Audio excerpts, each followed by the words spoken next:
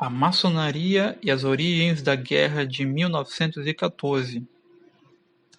Na aula anterior, houve uma introdução aos estudos do século XX, e nesta aula iremos estudar sobre as origens da Primeira Guerra Mundial em 1914 e o plano da sociedade secreta que deu origem ao atentado de Sarajevo.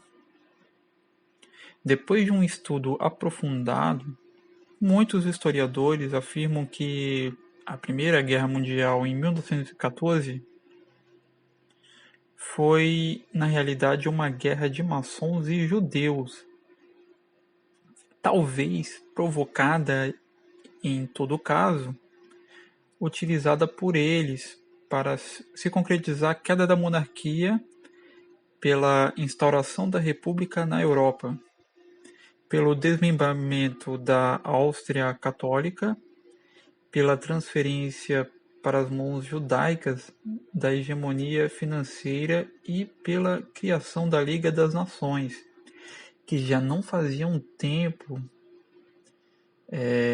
já fazia um bom tempo que era um projeto da maçonaria. Então, a 28 de junho de 1914, o arquiduque herdeiro da Áustria e sua mulher foram mortos por balas em Sarajevo. Foi um assassinato planejado pelos sérvios, membros da maçonaria. Em 12 de outubro do mesmo ano, um dos assassinos, Kabrinović, declarava tranquilamente aos juízes do Conselho de Guerra: na maçonaria é permitido matar.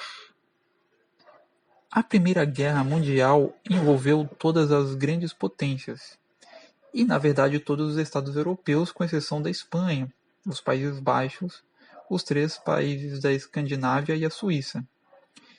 E mais, tropas do ultramar foram muitas vezes pela primeira vez enviadas para lutar e operar fora de suas regiões. Canadenses lutaram na França, australianos e neozelandeses forjaram a consciência nacional numa península do Egeu. Galípoli tornou-se muito nacional. E, mais importante, os Estados Unidos rejeitaram a advertência de George Washington quanto a complicações europeias e mandaram seus soldados para lá, determinando assim a forma da história do século XX. No Vaticano, o recém-eleito Papa Bento XV foi o Papa responsável por liderar a Igreja Católica nos assustadores anos da Primeira Guerra Mundial.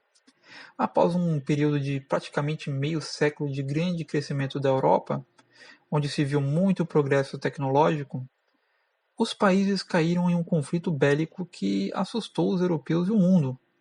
Toda aquela capacidade de crescimento tecnológico mostrava-se apta também para o massacre e a destruição. O cenário era de completa desilusão com a raça humana. Nesse contexto, Bento XV foi obrigado a se posicionar e o fez ressaltando que a Igreja Católica assumiria uma postura neutra, porém dedicada a promover a paz e acolher os feridos. O Papa Bento XV tentou negociar a paz entre os povos de diversas formas. Todavia, não foi ouvido. Com o fim da guerra, o Vaticano nem foi chamado para as negociações de paz. Mas essas tentativas de restabelecer a paz na Europa marcaram, em grande medida, o papado de Bento XV, que liderou a Igreja durante todos os anos do conflito. A Primeira Guerra Mundial terminou no ano de 1918. Os países europeus reuniram-se para restabelecer a paz no continente e superar os estragos feitos e as várias vidas perdidas.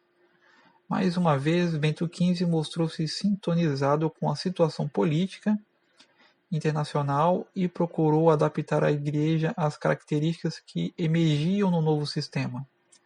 A partir do final do conflito armado, Bento XV dedicou-se a uma reforma administrativa da Igreja Católica, promulgando o Código de Direito Canônico de 1917. Faleceu em 22 de janeiro de 1922 e foi sucedido pelo Papa Pio XI. Historiógrafos militares estimam que, durante a Primeira Guerra Mundial, se lançaram 850 milhões de granadas de artilharia. Ao todo, as nações envolvidas convocaram quase 56 milhões de recrutas. A matança se deu em escala industrial, com cerca de 11 milhões de soldados tombando sob a chuva de projéteis de canhões e fogo de metralhadoras, uma média de 6.000 combatentes mortos por dia de conflito.